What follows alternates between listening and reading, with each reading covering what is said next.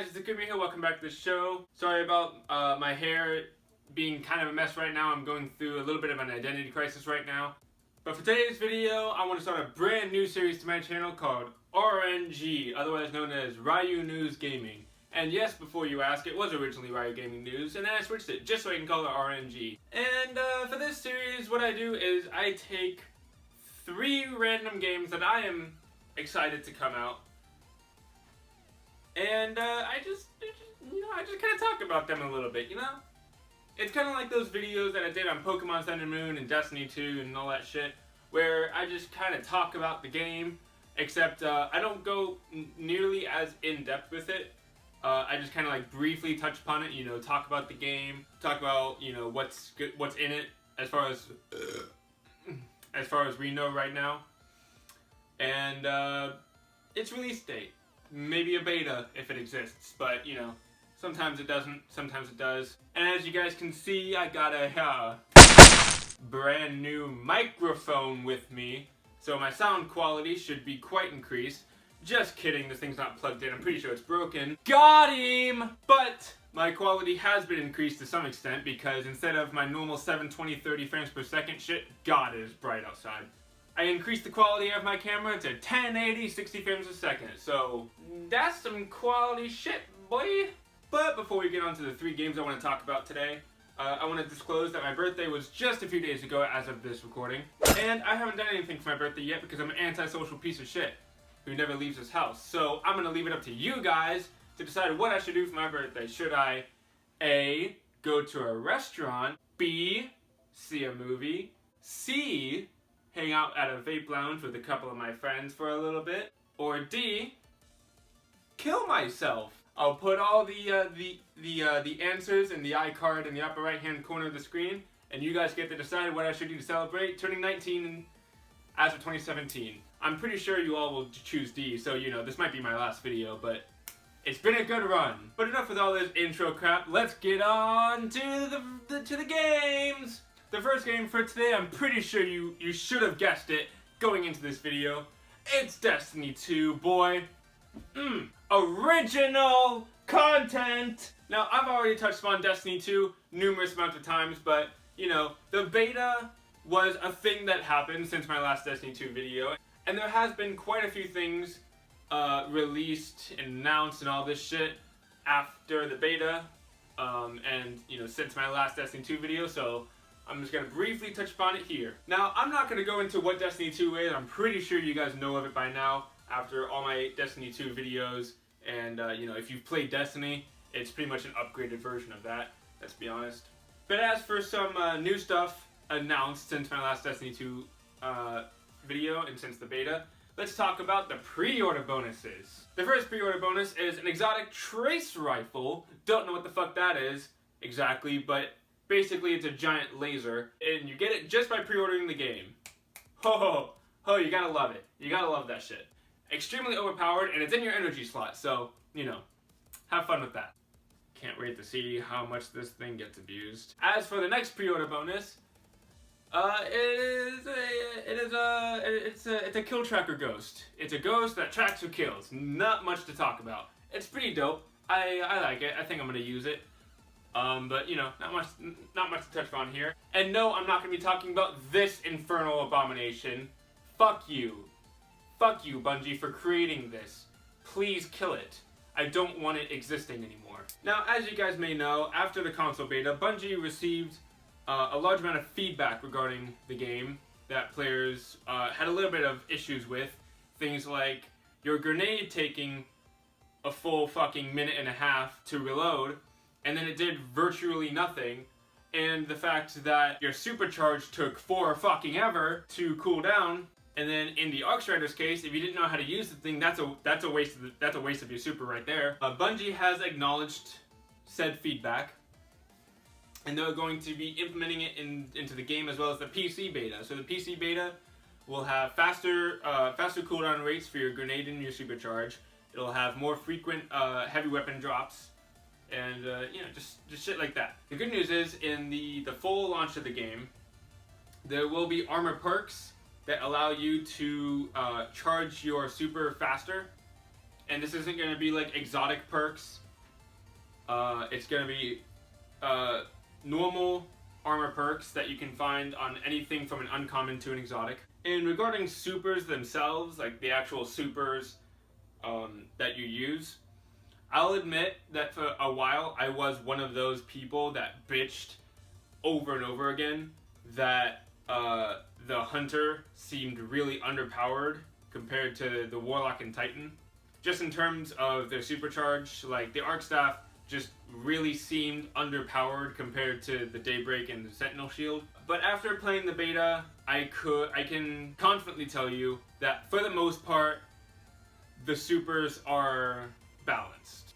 In fact, I actually really love the Arc Staff, mainly because not only is it devastating, but it's only devastating if you know how to use it. The Arc Strider, in my opinion, I know some of you might disagree with this, but the Arc Strider is probably the most complex and in-depth out of all the new subclasses. So I wouldn't say the Arc Staff is weaker than the Daybreak or Sentinel Shield. In fact, quite the contrary. In my opinion, it's actually stronger, but you need to really know how to use it, or else it will in fact be weaker. And so, you know, my bitching is over. I'm done with all that. I can say with certainty that the subclasses are in fact balanced. So, good on you, Bungie. Next game. And the next game on this list is going to be Anthem. Now, if you don't know what Anthem is, it is a game made by BioWare, the same company that made this travesty of a game. Very similar to Destiny, actually. Very similar to Destiny and Warframe, in which you basically play as a character that canonically is far overpowered compared to your enemies. But only if you know what you're doing, or else they will conquer you with sheer numbers. You are a person. I don't know if they actually have a title to them or not, but let's just call them humans for now. The humans in Anthem, basically, it's they live in a broken city, and they go and venture outside of the city to try and survive and protect the city in exosuits known as javelins. And there's a myriad of different types of javelins. There's the versatile javelin, which I'm assuming is the starter one. Like, that's the one you start out with. I'm not 100% sure, but we'll see. And then you got the tanky one that's like, you know, brute force, and, you know, go in there and just kind of ground pound his way to victory. And then there's the one that was revealed outside of E3, which is basically like this super like agile looking one with this like elemental energy thing going down his arm, which I'm not 100% sure what this is, but it looks really fucking awesome. And just from the looks of it, this might be the one I'm going to be playing in Anthem. I'm not 100% sure yet. I have to like try them all out and figure out which one I'm best at. But I'm usually good with the agile, like, you know, hunter-esque stuff. Like, for instance, I'm really good with Ashe on Warframe, and Valkyria, and, you know, Warframes like them. So this might be the one I'm playing because, you know, it's the agile one with the element powers going down his arm, which which aesthetically is really cool. Functionally, I'm not sure because the game's not out. But we'll see when it comes out. I'll be playing it on Twitch when it does, but, you know, you don't gotta worry about that yet, because it doesn't come out till 2018. You're standing out there.